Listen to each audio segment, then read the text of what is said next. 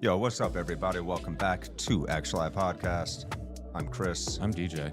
and today we are going to cover the topic of metamodernism. What the heck is metamodernism? Stay tuned for this special episode of Meaning Making 101, our weekly live stream series where we try to make sense of the world together and change this world from the inside out.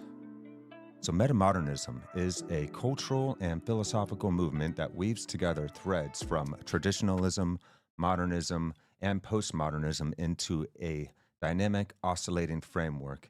Traditionalism anchors itself in historical values and established practices, providing a stable foundation. Modernism builds upon this by embracing progress, innovation, and the pursuit of universal truths. Bring us up on the screen here. Often rejecting tradition's rigidity. Postmodernism, in contrast, dismantles these ideas, emphasizing skepticism, irony, and the absence of absolute truths, leaving a fragmented landscape. Metamodernism then steps in as a response, blending modernism's hope and sincerity with postmodernism's critical awareness and doubt. It engages with tradition without being bound by it, adapting it to the present while striving to reconstruct meaning in a world postmodernism deemed meaningless. This interplay creates a unique tension, balancing emotional depth with intellectual honesty that shapes contemporary art, culture, and thought. Thank you, Grok. So, we're going to start out by checking out a video by Brendan Graham Dempsey, somebody quite well studied in the subject of metamodernism. And he has an excellent channel that you guys should definitely check out. So make sure that you look up Brendan Graham Dempsey. I'm going to make sure that I add him into the description of this video for you all. Without further ado, let's jump on in and check out what is metamodernism. So, you want to know, what's this metamodern business all about? I had read this metamodern manifesto. Some would call what you endorse to not be modernism, but in fact metamodernism. A lot of our audience really wanted to hear your commentary on metamodernism and Hansi Freinat. Метамодерн — это колебание. To get at what metamodern means, first you have to get a grasp of what traditional, modern, and postmodern mean. Here's a quick crash course.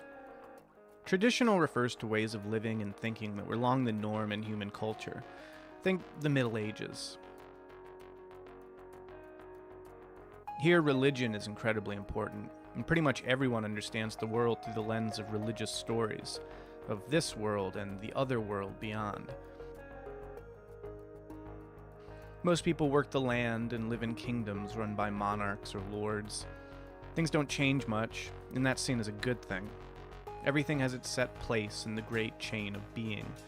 There's a natural order to things, laid down by God, and one does well to play the role they were born into within that divine hierarchy, while seeking their ultimate heavenly reward in the other world after they die. Eventually, though, the traditional came to be replaced by the modern. Modern refers to a perspective based on the critique of traditional presumptions and articles of faith. Think the scientific and industrial revolutions.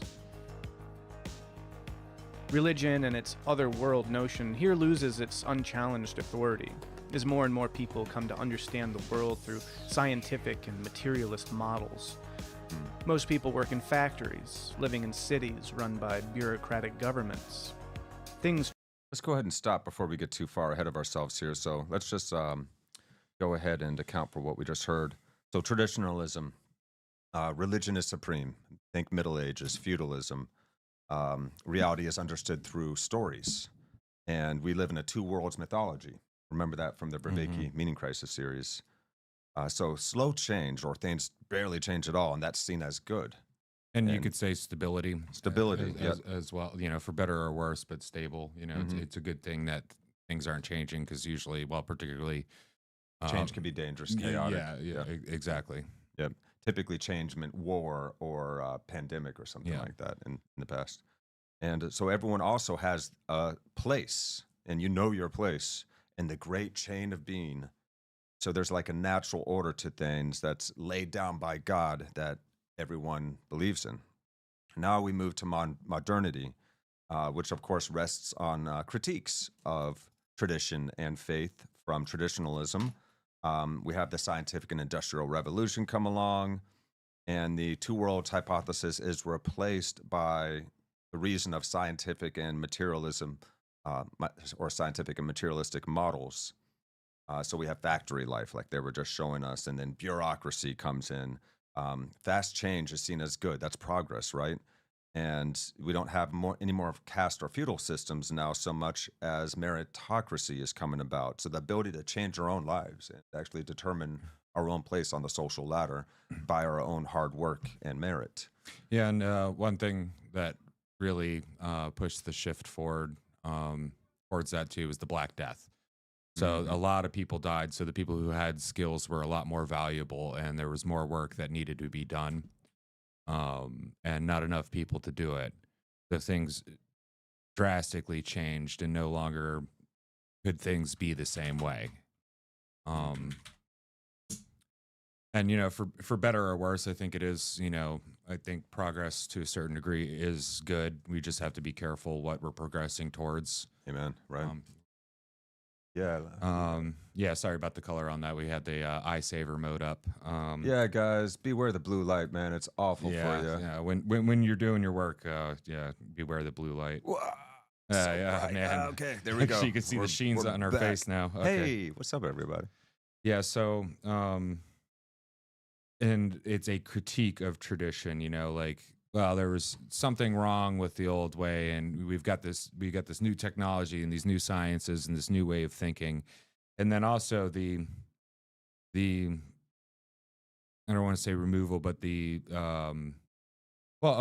taking religion from that highest pedestal in culture and society and moving it outward and away from the center of the community. No longer is the church and its steeple the center of the town and the community, but now, you know, the markets and the shopping areas and the places, well, where you work, you know, like during the Industrial Revolution is pretty nasty. Like the center of your community was a nasty factory spewing out a bunch of stuff.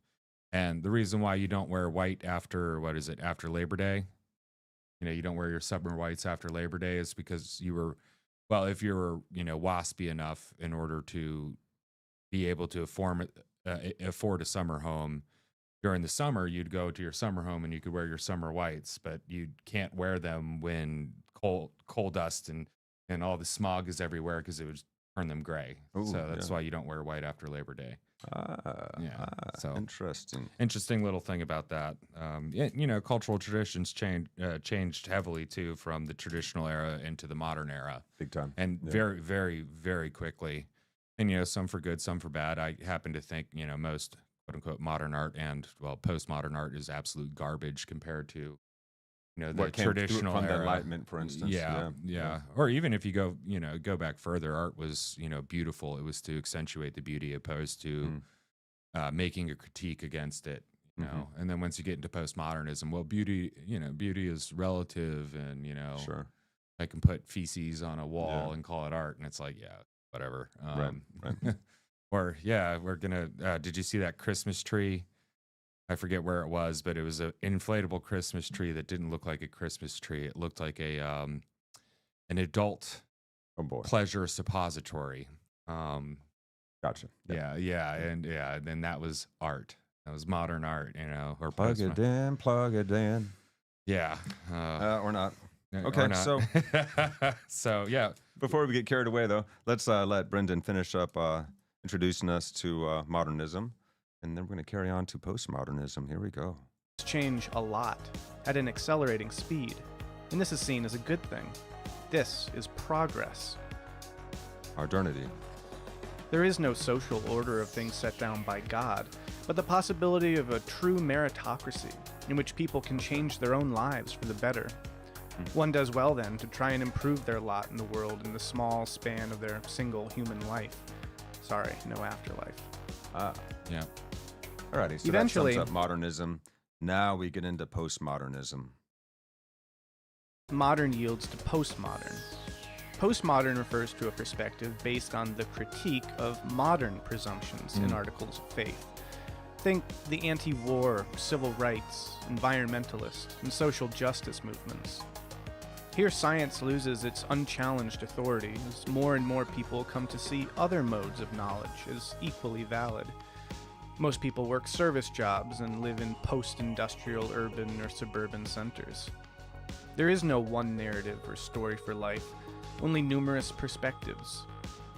That whole progress trope, that was So only numerous perspectives, meaning that everybody has their own subjective impression of what reality is. And then in postmodernism's way of trying to rectify issues with that was just saying that, well, that, that's your reality. So that counts as much as anyone else's.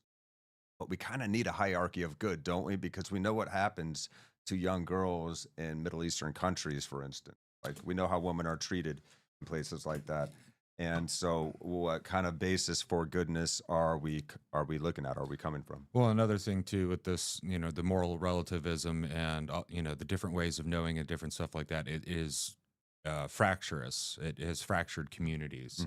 Breaks us apart. Yeah. That before there was no idea of, well, my truth, your truth. And it was the truth. Even during the modern era, there was the truth, which is the truth is get a factory job, get the house, get the 2.5 kids, do the thing. And that's the real, that's the true, that's the best way of going about it. Now in postmodernism, it's like, well, what about having a polycule or, Right. Or, this idea of what's the new thing I heard? It was something like, Aboriginal mathematics that came out of Australia, and how, well, the way the Aboriginals use math is just as good or better than, well, the math we have now. And I'm like, well, which comes from Arabia, right? Like, well, the numerals that we use, but we use Arabic numerals, but no, math as we know it is actually very old and ancient. Yes. But but either way, it's like, well, math is math. Math is a language, and there's a lot of different ways in math to explain the same phenomenon. There's actually James Lindsay, his actual degree and what he did before he became, well, a massage therapist and then a podcaster, was basically a math linguist, being able to prove something, but with many different proofs. Okay. But math is math. One plus one is fair. Yeah. And this whole idea, well, the Aboriginal math and the way they kept math was just as good. It's like, well, I don't see them doing advanced calculations that got them, move them forward into science and technology. And also, the modern version of math that the rest of the world uses now also comes from ancient sources as well. That's. But the greatest invention that we ever come up with math was a long time ago, and it was the zero. That. Which was a breakthrough at the time. Yeah, we haven't really had many more breakthroughs in that. Now, there's different things. You get your calculus, and then your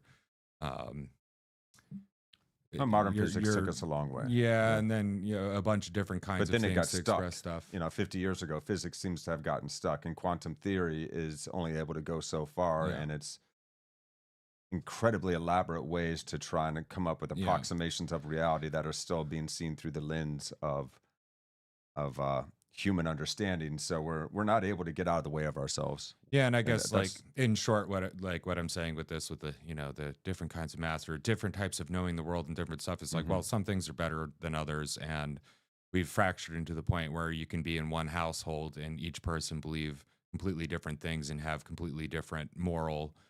And we wonder why the ground is falling down from beneath us. Yeah. Why the surface has gotten so shaky and destabilized, and we're having trouble keeping ourselves knit together. In giving the postmodernists their dues, if you will. Well, it's definitely creaked valid points. They just came up with some solutions that seemed to be counterproductive, and some assumptions based off of what they were critiquing that were also misassumptions, we could say. And that's, of course, we're going to go through that a little bit here tonight. The point that I think they got right, and Jordan Peterson has mentioned this, that, well, humans do understand the world through a story. They got that right. Right. But really, ultimately, there is one story, and that's the human story. But there's only, I don't want to say like a finite amount, but there's there's certain stories like the hero's journey is a story that no matter what culture you go to has a hero's Matches journey up story. well. Yeah. And then there are, you know, the comedies, which are the good ending stories, that every culture has something akin to a comedy, and every culture has something akin to a tragedy. Yeah. Now, they may be different cultures, but they all have these same stories. Well, you know, every culture has a dragon. Because these are frameworks or lenses to interpret reality through. Yeah. Yeah, which is quite opposite. And to help ourselves conform better to reality. Yeah, and it's actually quite the opposite of what postmodernism claims. Is, you know, it's all this subjective thing. It's like, well, it's a lot less subjective than you think if every culture around the planet shares pretty much the same stories. Right. Like, you know, every culture has a story of a flood or a fire or, you know, some calamity destroying the world at some point in time for some reason, usually a wrathful god.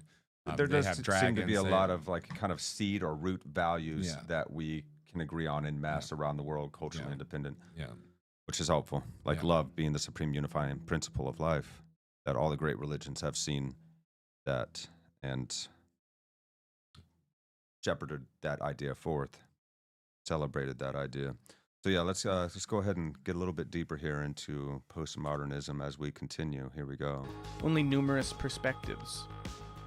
That whole progress trope, that was just a modern secular religion. Not coincidentally, it served those in power. In fact, because what counts for merit in the so-called meritocracy is only determined by those with power in the social order, and always at the expense of groups or identities deemed marginal or outsiders to insider values, one does well to dedicate themselves to activism aimed at correcting these power imbalances by seeking a redistribution of power. Okay. That is the revolution. Okay. So postmodernism rests on critiques of modernism's values. It's, of course, even science loses credibility in this framework. This is post-industrial, and there's no more uniting story or stories for people, just different perspectives, subjective impressions of reality. They think the idea of progress is a trope, and merit is only determined by power now. That's the belief that they operate under. And so now we start, once we start getting into these assumptions, you know, people take part in things like activism to try and help correct power imbalances. We've seen some great movements in the last 100 years that certainly did help bring more equality to the world. And then, of course, we've seen some movements in more recent times that have caused a lot of fragmentation. Well, now in postmodernism is this idea of an oppressed oppressor power dynamic, which is quite contrary to what the traditional would be. In the traditional world, it would be something of willing self-sacrifice, you know, for your lord, king, your family, your neighbors, stuff like that. But now we're at a point where, in like, modernity, meritocracy, you know, your self-worth came from your ability. how much you could do. I think that was probably, at least in the West, directly affected by the quote-unquote Protestant work ethic. You know, you like, working good isn't going to get you into heaven, but you might as well work good. So if by luck God bestows graces upon you, you at least have earned it, right? Whereas in postmodernism, it's just like, well, no, there is no God. There's only the material, and we can't even trust that because it's all subjective. There is no objective material. It's subjective.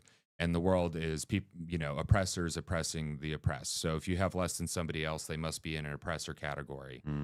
And these are the assumptions. These are the assumptions of postmodernism. Which, you know, at some periods of time, you know, like if you have a tyrannical king or ruler or a group of people, yes, there is oppression happening, but I don't think it's a healthy way to view the world in your place in it, with everything being oppressed and oppressor. Merely in terms of power dynamics. Are the big trees oppressing the small trees? You know, no. Even though they may be like forcing them out and killing them off by absorbing more sunlight. We see stars do this. We see trees do this. You know, like... So the thing that's bigger is going to end up taking up more resources faster than the other things around it. And there's an exponential But is that growth pattern. oppression? You know, like, that's the question. Like, what do you mean by... And what is there besides power? You know, are there other principles that influence us beside power dynamics, such as love and courage and, you know, care for one another? And no wonder, you know, like, once we started really embracing, and at least in the West, this postmodern idea, like marriage is failing because now you're looking at even your marriage as a power dynamic between the two. And so when the language is used, or the vernacular, or excuse me, the grammar is used, like, the man is, the head of the family, but the woman is the head of the household, kind of thing. It was like, well, the man's oppressing the woman, and all this stuff, and it's changing the way we think. Whereas the grammar before was like, well, men have innate capabilities and therefore responsibilities, and women have innate capabilities and therefore responsibilities. And when they work together, and it's not a power struggle, but it's actually a dance Partnership. and a partnership together. Now it's it's like I don't really know hardly anybody that is young that has a good stable marriage anymore that's older than 5 years. Right. Well, when we study know. Aboriginal cultures and prehistoric cultures as well, we notice there's a wide degree of egalitarianism playing out. So that kind of dynamic was even tighter. Pre-traditionalism, where some of these roles got overemphasized maybe by some fundamentalist streaks in certain spiritual traditions. Well, and that's where the bad impression comes from for people, Well, because the overexerted I version don't of it, even know about that though, because if you look at like Amazonian tribes, or like tribes like deep in the jungle that people, and now people can have a little camera that they can go everywhere with, there's actually still sexual differences between tasks. Oh, there's sexual differences between tasks. Now everybody's working together and they're doing stuff, but but it's just like an egalitarian thing that just happens automatically without any story that professes this is that and this is this and this is where you go and this is where you go. The wise man is chosen by the people in the tribe, and the so wise that's what I woman mean. is chosen. There's some overzealous versions of this from especially fundamentalist streaks that have given bad impression to people, I think. And so you have, of course, we're always going to have extreme examples of these things, and this is how they come about. Like a good so just to play devil's yeah, advocate. and a good example of that would be pre-Islamic Arabic paganism. A lot of the covering up your women and women being property and all that stuff is actually from Arab paganism that was then adopted by Islam. Yeah. Because actually a lot of Islam is rebranded paganism with a Judeo-Christian slant to it. Right. Which, you can and paganism is just a cover-all umbrella word for small... non-Abrahamic. Yeah, and small religious groupings of the times prior to major world religions formations. And, they had their reasons. They had a lot of variation. They had their reasons for some of the things they believe, like... Sure. In a time of graping and pillaging, you kind of really do want to hyper-protect your women. But it can get out of line, just like anything. Even Christianity, when you get into the super repressive, horrible, hateful end of Christianity, like the Westboro Baptist type of stuff, or the ultra Puritan type of stuff. It causes problems, but I think it's human nature to go to the extremes to find out that it doesn't work, and then people gaining wisdom from it and going, we're not going to do that. Yeah, we're not going to do what that guy over there is doing. That's not the thing. I'm not going to run my family like he does because he's a tyrant. And I had a thought. I realized, so there's, they talked about the anti-war movements in postmodernism. I remember like 20 years ago or so, or really during the war in Iraq, a very meta-modern kind of phrasing, a better way of saying, instead of saying anti-war, let's term ourselves pro-peace. So instead of being resisting against something, we're just showing a new model, a new mode that can make the existing mode obsolete. So being pro-peace is a much more meta-modern way of encountering a problem in the world. Well, and it's taking anti-war is a negative, whereas pro-peace is a positive. And what you resist persists. We know this. Well, look at the anti-fascists now. They're fascists.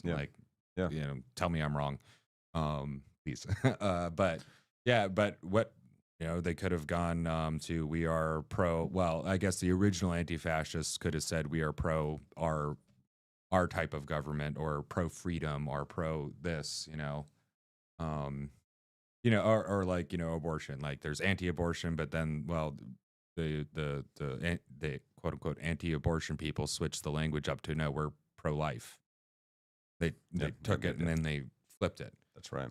And the way we speak changes how we think. So it's important to that it do speak the best you can, because you need to think the best you can, right? Right.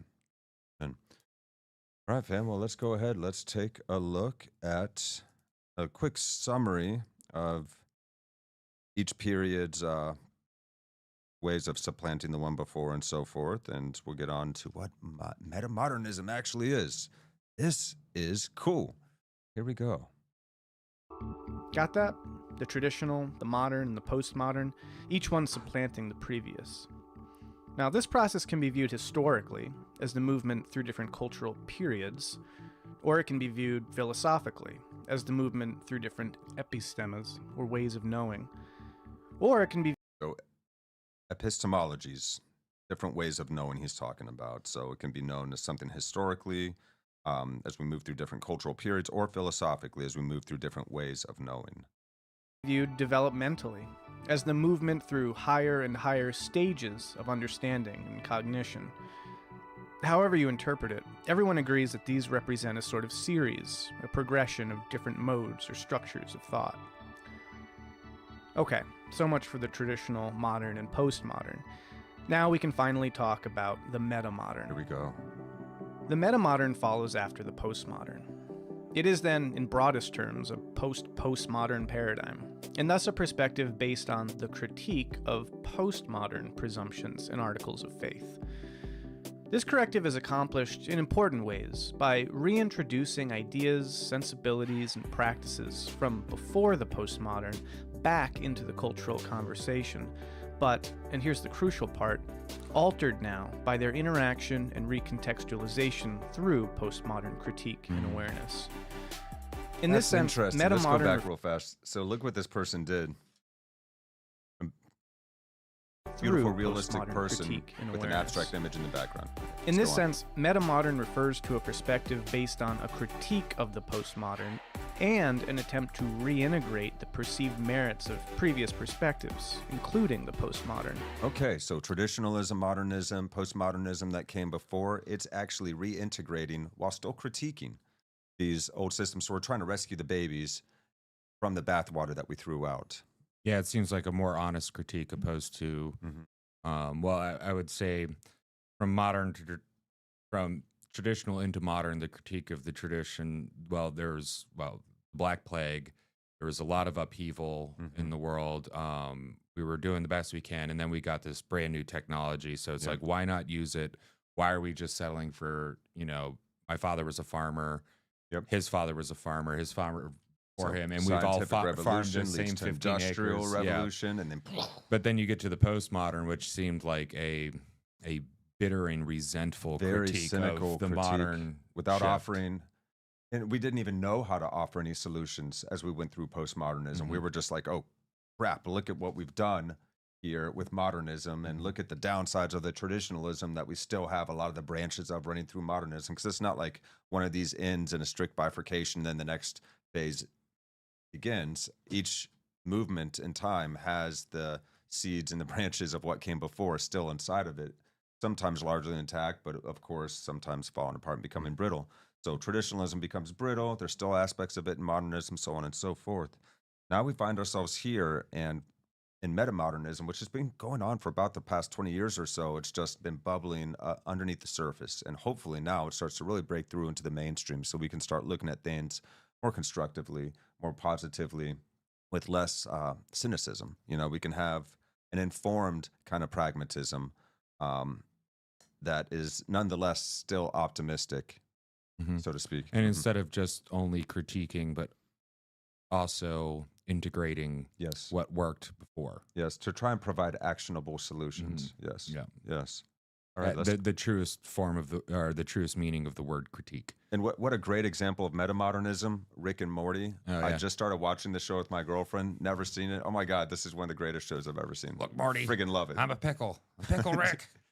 The guy that does the voice for Rick, what is he like, drinking some kind of like special burp soda like before every single take? I don't know how he like keeps his burps so well intertwined with his butt. That and also it's ingenious, there's man. a lot of ad-libbing in there too, so it's impressive, man. It's really well done. Yeah, you guys should check out Rick and Morty. It's crazy. It is wild. It's a wild ride. So jumping back in, let's go. postmodernism. The metamodern critiques the postmodern for its failures and excesses, while also integrating postmodernism's own genuine and important critiques. Dig it. Here, postmodern power analysis loses its unchallenged authority as the ultimate interpretive Oh my lens, God. as more and more people come to see the limits of this kind of political Let's discourse. go. Radical I relativism like and this, man. Really love this image. Towards a post-progressive view of race let me relations. let me pull us out of there. Yeah. Yeah, man. Yeah. Dig that, fam. All right, let's go. endless deconstruction yield at last to earnest, vulnerable, and admittedly fraught quests for true human connection and meaning. So we're trying to bring human connection and meaning back into the world. Driven by the unavoidable proliferation of global crises, a better, more holistic vision for human flourishing is sought. The surmounting meta-crisis that we find ourselves in, which is the amalgamation, the combination, and the interaction of many myriad existential crises that now face our species. Yeah, it's not just, one crisis like, the weather or famine or pestilence or the breakdown of society, or it's all of that. It's now, all of it, you right? know. Yeah. So let's go. This looks cool. A metamodern solar punk manifesto. Like this. The art is awesome. Here we go. One that integrates the postmodern social critique even as it avoids its pitfalls and impasses. Metamodern culture, or metamodernism. This is awesome. Sorry, I keep pausing, guys, but some of these images that Brendan is sharing are so good. Like, look at this. There's like a ship burning and sinking in the background. There's a beautiful image of a mother feeding her baby in the midst of this. There's a black swan and there's a white swan. We got some yin yang going on. And it also harkens back to the Greek era. Doesn't it, man? Yeah, there's actually a lot of different eras all in that image, and I'm sure that was the intent. This is beautiful. Oh, yes, absolutely. Yeah. So we can only hold that up there for too long before Yep. YouTube bans us for nipples. Thus brings critical postmodern It's hard. awareness to naive traditional and modern cultural ideas and forms, not in an effort to denigrate or cancel them, but in a good faith sensibility that attempts to hold them in balance. In this way, This one's awesome too, man. Check this. Look at this guy, this rough, potentially seeding looking guy and his, kind of spotty leather jacket. Who was the artist that did the Campbell soup? Hey, baby, stuff? who's the artist that did the Campbell soup?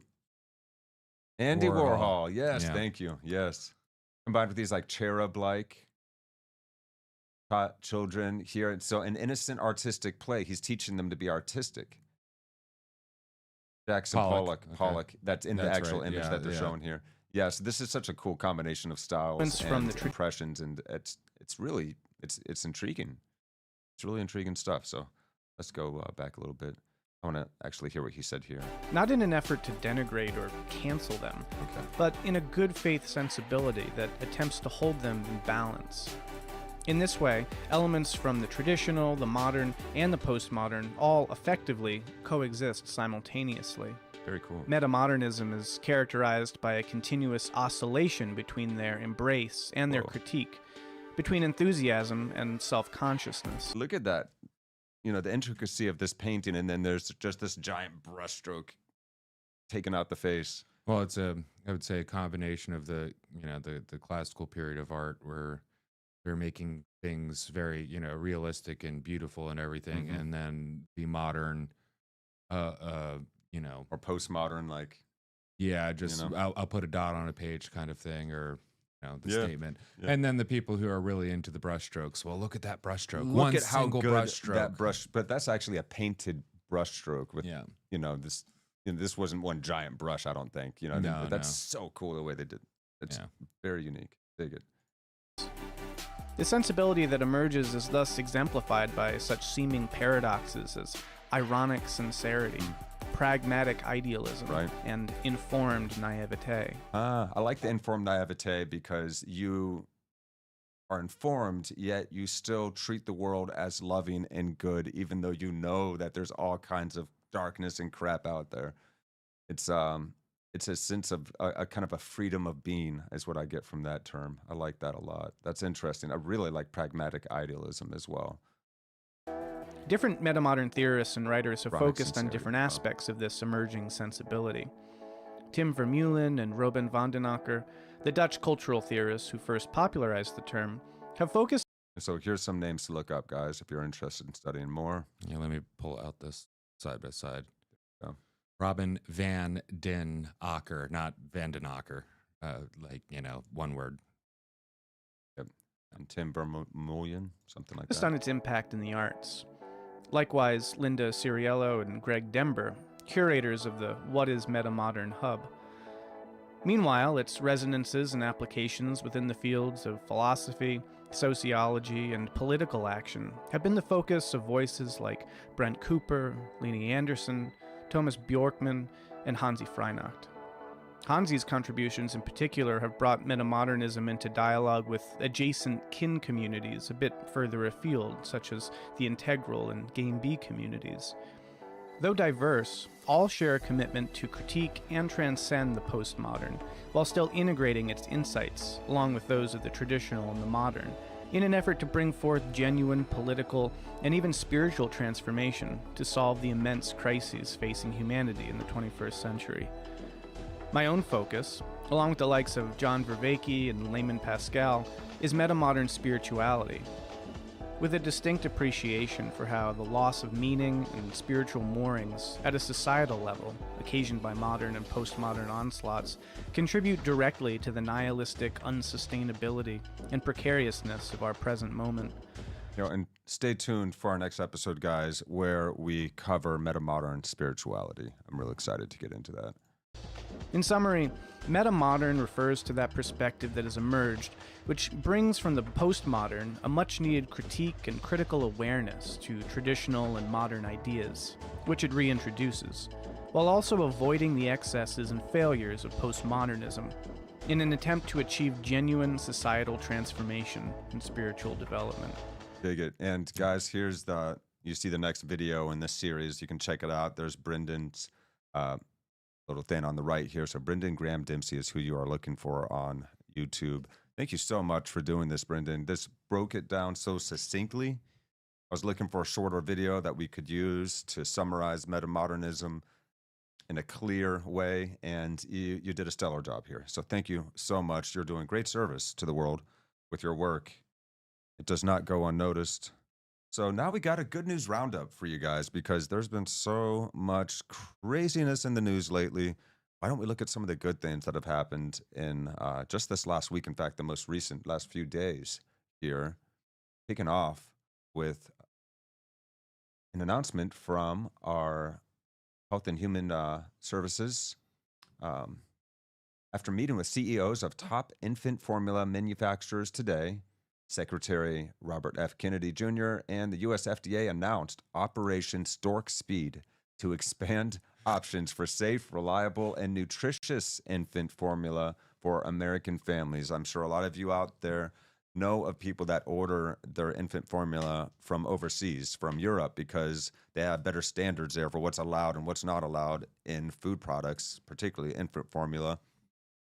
We need to have a healthier country and a healthier world. We've been poisoning ourselves for the last half century or so here, since the advent of industrialized farming and so forth, packaged foods and all that good stuff.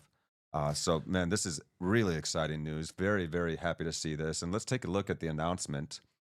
So HHS FDA announced Operation Stork Speed today under the leadership of the U.S. Department of Health and Human Services. Secretary Robert F. Kennedy Jr. and the U.S. Food and Drug Administration is taking steps to enhance its efforts to ensure the ongoing quality, safety, and nutritional adequacy and resilience of the domestic infant formula supply, which we did run out of during COVID. Oh, yeah. The FDA will use all resources and authorities at its disposal to make sure infant formula products are safe and wholesome for the families and children who rely on them, said Kennedy, helping each family and child get off to the right start from birth. For birth, I suppose they're trying to say there, is critical to our pursuit to make America healthy again. FDA, therefore, is announcing a set of actions and initiatives focused on infant formula, such as the beginning of the nutrient review process and increasing testing for heavy metals and other contaminants. Thank God. Which is in everything. Which is in Your everything. Girl Scout cookies, toxic. Ugh. The agency is also encouraging companies to develop new infant formulas and clarify opportunities to help inform consumers about formula ingredients. These enhanced FDA commitments are focused on making sure a strong supply of the sole source of nutrition for formula-fed babies and children remains available for one of our nation's most vulnerable populations. Love this. The FDA is deeply committed to ensuring that moms and other caregivers of infants and young children and other individuals who rely on infant formula, not birthing persons, mothers, for their nutritional needs have confidence that these products are safe, consistently available, and contain the nutrients essential to promote health and well-being during critical stages of development and life, said acting FDA Commissioner Sarah Brenner. Thank you, Sarah. Whether breastfed, bottle-fed, or both, the rising generation must be nourished in a way that promotes health and longevity over the course of their lives. So here's basically what the FDA is going to use its authorities, both longstanding and newly granted, to uphold and safely provide. Starting the nutrient review required by law is issuing a request for information in the coming months to start the first comprehensive update and review of infant formula nutrients by the FDA since 1998. Jeez. So for all of you out there that thinks that this is just saying something good and not doing anything, this is beginning the process of all of these following steps. We're going to be increasing the testing for heavy metals and other contaminants. We're going to be extending personal importation policy. I don't know exactly what that means. Interesting, though, that you didn't read not just the formula, but other foods that children consume, like those little puff snacks that they eat and other stuff like that. That were, I don't know if any of y'all remember when that story came out that there was like super high amount of heavy metals in those little puff treats that the kids ate. Ooh, But I did yeah, not there was hear about that. that. Yeah, Goodness. Okay. Encouraging companies to work with the FDA on any questions regarding increased transparency and clear labeling. Communicating regularly. I want to see them do more than encourage. I want to hold them. We got to hold them accountable to this, fam. Oh, yeah. Communicating regularly with consumers and industry stakeholders as significant develops occur to ensure transparency, including information regarding nutrients and health outcomes. Let's see if they can do this. I hope they do. Collaborating with the National Institutes of Health and other scientific bodies to address priority research or scientific research gaps regarding short and long-term health outcomes associated with formula feeding in infancy and childhood across the lifespan. That's really actually good that we'll be doing that as well. Dig it. So one piece of good news. Yeah, and ideally, breastfeeding is the best, but sometimes you need to supplement because there's not always enough milk, particularly for new mothers. But then also some mothers can't breastfeed because there's a lot of reasons why it might not work. Right. Or some of these detransitioners who don't have the parts anymore to do that are going to, when they want to have kids, are going to be reliant on formula. So formula. we need to make better formula. And when we started, it was the common thing. When they first came out with formula, it's like, well, I breastfeed them. The formula is better. We've got this formula for it, and well, that didn't work out so well. No. So on another good note, the Director of National Intelligence, Tulsi Gabbard, stated, when was this? This was just yesterday. Or is that today? Yeah, yesterday. Yeah. I got to catch up here, fam. So President Trump, says Tulsi, is ushering in a new era of maximum transparency. Today, per his direction, previously redacted JFK assassination files are being released to the public with no redactions, promises made, promises kept. Look into that, fam, because there is some really interesting stuff surrounding that release that we won't get into tonight. But there was the one gentleman, what was his name? North something maybe, that mysteriously killed himself after talking about how there was a rogue cell in the CIA that had killed Kennedy. And we have several former CIA guys that on their deathbeds admitted that they were involved in the killing. I think it was Kennedy. a right-handed man who took himself out on the left side. Yes. Yeah. That Also, guy. the other thing is new update, but there are still thousands of documents that haven't been released. Apparently, there's a civil war within our intelligence community right now, or communities. Well, and I would say there always is, so the FBI is always at odds with the CIA, but within the CIA, there's always people at odds with each other. The same thing in the FBI, you know. That's why I don't think either of these should exist. The CIA should be just military intelligence, frankly. We do have a lot of cells or cliques within the CIA that operate independently of any No. kind of oversight. Yeah, as well. They've been given that power to operate. And as before the such. moonshining era, we didn't have an FBI, so we don't really need it. You know, U.S. Marshals and other law enforcement agencies can actually handle the human trafficking and the drug trade and all that other stuff. But now we don't we're in need a the state FBI. where we have other intelligence agencies in other countries doing all kinds of attacks on our infrastructure, and we need some kind of intelligence apparatus to be able to track that, which is a real double-edged sword. That's beside the point. The JFK files are being released, and more than just a binder of things that we already knew, like with the Epstein And files. the previous releases that we got were heavily redacted, so now we're seeing a lot of stuff that we weren't able to see before. And there's tens of thousands of pages, so there's going to be a lot to go through. Yeah, so, and also be patient. Yeah, be patient because it is a lot of stuff. And even if you have a really thorough news team and say you have like 20 people, and you're assigning, you know, pages to people and stuff like that, it's still going to take a while. Yeah. And when you release this amount of documentation, it's not like everything's in order and, you know, lined up for a timeline and all that stuff. And, you know, there's a lot of stuff that's just blank cover pages and, you know, an ending page with like, you know, like a few words on it and other stuff like that that needs to be gone through. And also, you know, they're not times, you know, they're not inline time reports like this happened and then this happened and then this happened and then this happened that you can read like a narrative. It's just all over the place. Right. But also the internet is a wonderful thing, all you internet people, because we get the internet. What was it? Like, you know, like 4chan and those people are way quicker at finding missing people and other stuff like that than, you know. And Reddit and places like that. Yeah. Yes, the for dreaded sure. Reddit. So we basically got confirmation of what we all have known all along, that it was the CIA. I don't think we're going to get the smoking gun and actual anything I'm more thinking it was firm than that. It was probably the proto Five Eyes, not just the CIA, but, you know, possibly, because, you know, it's looking like, you know, Israel had a hand in it too, and they were like, when this happened, they're very fresh. I think like a decade or less old at that time. So it's the international intelligence community took out JFK. You know, whether it was just the CIA or whether it was the communists or which communists. The military-industrial complex is multinational. Yeah. So there we go. So that is some really exciting news. Yeah. And now, maybe the happiest news of the week. And I didn't see it anywhere except for my normal space guys that I This followed. should have been all over national television, you would think. Like, you know. Yeah. And then on continuous roll. You know? So these astronauts that were stuck up in the space station for like almost a year, right? Or like was the it last 9 months. 9 months, I think. And they were only supposed to be there for a few weeks. Yeah, but Biden and Musk was able to utilize SpaceX to send a rocket up there to bring them back, but Biden did not want SpaceX to bring them back because it was going to make his opponent. He had the Crew Dragon ready. So, because Elon was starting to support Trump at this point, it was going to make Biden and the Democrats look bad, so they thought, and actually it would have been the right thing to do, and I think it would have made them look good if they had said, yes, let's work with SpaceX to get our astronauts home instead of leave them up. And the astronauts came back and admitted all of this. They said, yes, we were denied by the previous administration help that they could have given. Easily, SpaceX could have come up at any point and rescued them. Well, and frankly, once Trump was in office, SpaceX sent a rocket. And frankly, Boeing should have never sent that craft up there. There was already issues with it.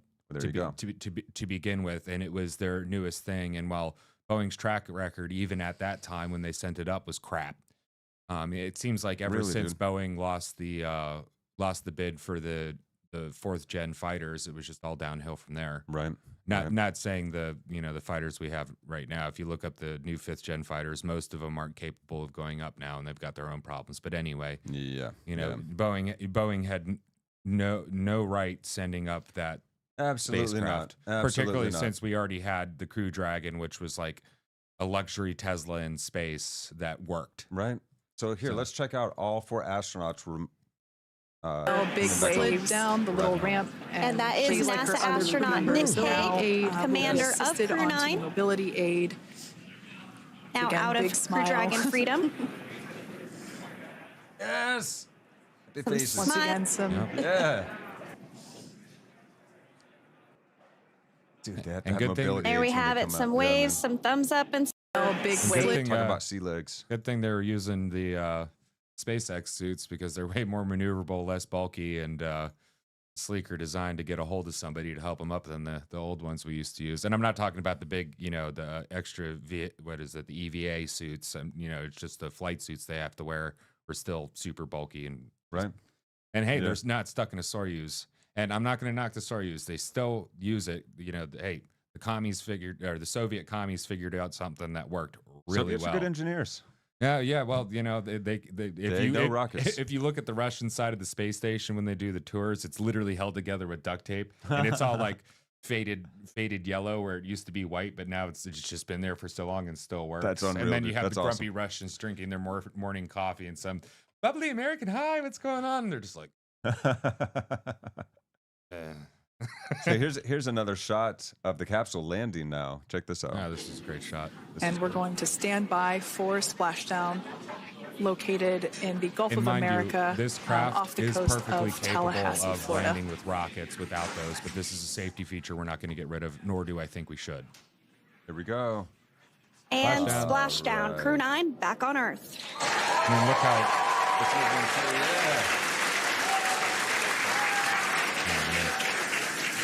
And the unfolding of, very artistic. Ooh, that looks like a vajayjay. And SpaceX Freedom, splashdown. Good main release. Copy splashdown. We see main chutes cut. Yeah, so good news. Nick, They're back. Alex, Butch, Hey. Sunny, on behalf of I'm a little SpaceX, pissed that it took this long. welcome home. Hey, it's But they're good back. news though. They're back. They're home. Yeah. So, like... That's the good news roundup, fam. It is. And what good news it is. Yep. Welcome home. Other good news that, is just an aside, but it's looking like Trump very well may have a peace deal between Ukraine and Putin. I saw the ceasefire that came through. Yeah, well, originally there was a bit of a kerfuffle because... So it's like an industrial and energy ceasefire. Yeah, well, Putin was a little hesitant on that because he's like, look, I want some guarantees that this is not going to get hot again. And, think what you want about Putin, whether you think he's lying or not, but I think that is an honest reason to be like, look, I'm hesitant about it, but apparently they're talking, so there might be an end to this conflict, which would be good because, I hope so, because we're losing thousands and thousands of people. And the Middle East is blowing up again, so... it seems like we're chasing fires. And the at world this don't have point, time but- for creeping towards World War III. Yeah, we really don't like Russia, don't like Russia, like Putin, don't like Putin, but we really don't need the two main nuclear powers of the world at each other's throat. Absolutely not. And we got to take account of our part in this, NATO's part in pushing Russia into this corner, not to dismiss Russia's actions by any means. Oh, no. But there were precedents. Well, in we broke treaties. In geopolitics, there are no good guys. Yeah, really. I hate to put it that way. I love my country, but we've got our own issues too. And, NATO served a purpose. I personally think NATO is, what would you say, an anachronism. It doesn't need to exist anymore. It's causing more problems. Well, we have been paying the bulk of it for years too. Well, and also they don't do nothing about China, and that's the last big communist power. Russia's no longer a communist everybody power. bows and that's down what NATO and was kowtows for. to China nowadays. Oh, yeah, dude, just including this is LeBron bad news, James. but the UN is literally doxing Uyghurs' names to China of people who escaped. Are you serious? Oh yeah. Do you guys know who the Uyghurs are? Uyghur Muslims Yeah, the Uyghur that Muslims are enslaved in China. There's more slaves alive today than ever in history, and they are in China making all of our China stuff. and Africa. Oh, another thing that I thought was funny, but it is good news because I believe she's going to be tried for this, but there was a UN judge, an African woman who was busted for slavery and bringing her slave to the UK. Oh my God, dude. And she didn't say, oh, no, I didn't do it. She's not a slave. She said, I have diplomatic immunity. Well, they found out, and now the story is she's going to be tried for it. Good. But within the UN court. Oh, and also the kicker on top of it, she was like, some bigwig in the, what is it? Slavery and, human whatever. Like, basically, she's doing the thing that her avenue Job was is supposed to to be stop. helping Yeah, stop. Yeah. So, the good news is she was busted, and it points it out. There's going to be people upset about it because she's not a white dude with a black slave. She's a black woman with a black woman slave. Well, she's an African woman with an African woman slave, just to be clear, because when I say black, I mean American Black or Islanders. You know, Yeah, so okay, fair. yeah. Wow, man. So, oh yeah, So one that's other good good news. piece of good news. We've got a show this Saturday. If you guys are in the DC metro area, our band, American Dharma, is going to be playing at Bad Habits in Martinsburg, West Virginia, this Saturday night. I believe the doors open at 7. You should definitely come out if you like rock and roll, because we gonna be rocking. Yep. And yeah, that's all I got tonight, man. Anything else? Well, Any thoughts or questions, guys, before we go? Questions know, about metamodernism? If you got any good news that's going on in your life, or notice something you notice in the wider world, throw it down now while you still can. Yeah, and actually, if you guys like the good news at the end of the show, we'll and start want us doing to that more. continue it, Yeah. just go ahead and let us know. Put a comment down after we've gone off the air, and let us know. I think it's important that we promote good news.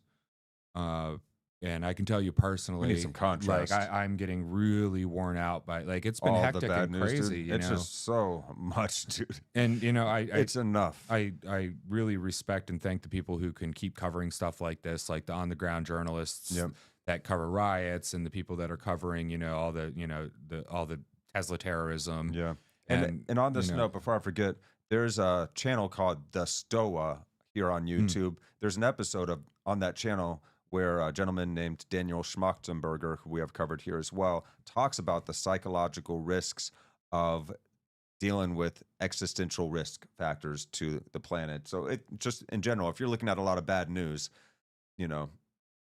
all the bad news in the world is, of course, reflecting deeper existential, i.e. life-threatening risks that our species faces. We're all feeling the anxiety of that turbulence in our times. And there are ways to healthfully approach studying this kind of stuff if you're actually eager into going deeper down the rabbit hole on some of these really concerning topics going on in the world today. So look that up, the psychological X risk factors of dealing, something like that. Just look up psychological X risks in the Stoa. You'll find it. A little bit more good news.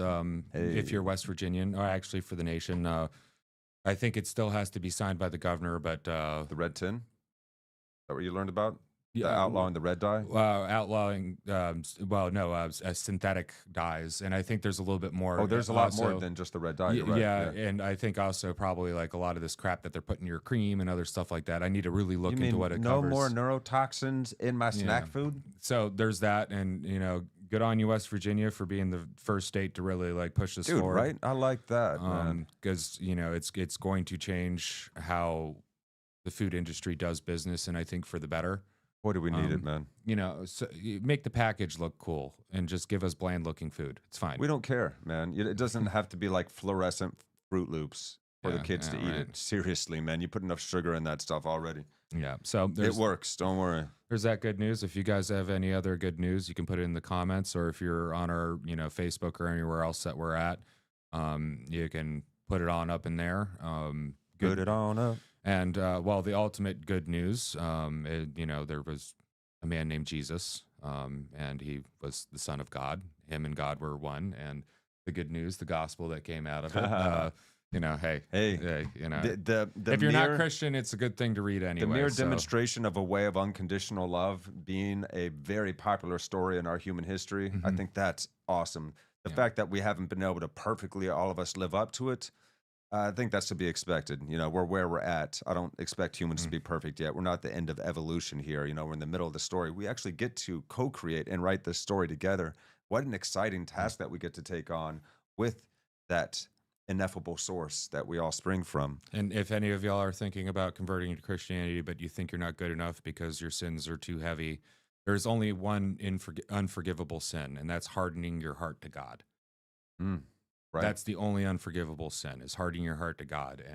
And to a sense of the sacred. Yeah. Fam. Like, we're cut off from our sense of the sacred. Well, hey, even if you're not Christian and you harden yourself against the sense of the sacred, you will have no meaning in life, and it might as well be death. Close yourself off to the idea of a loving God, and the world starts to seem very dark and hateful and nothing but that. And we start to become that ourselves, Yeah. The people out there that are championing seemingly good things, that virtue signal the hardest, notice how hateful and cruel they can be. We got to get beyond this, fam. We're pitched in the midst of this game of divide and conquer. It's being played out so very well.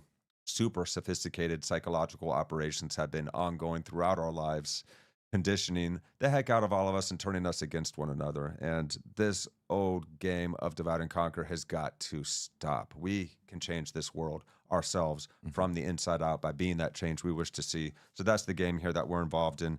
Guys, we love you so much. Thank you for being here for another episode of Meaning Making 101 here on Actuali Podcast. This is our weekly live stream series. We do this every week, 7 p.m. EST on Facebook, on Twitch, on X, and on YouTube. Make sure you like and subscribe if you'd like to see more of this kind of stuff out there, guys. It helps the algorithm. Your comments help tremendously. Share us with your friends and fam, and we will see you next time. Love you guys. We out. Let's rock our way on out of here. Yeah. Where are my rocking shades? Oh, put on the shades. Wait for the drop.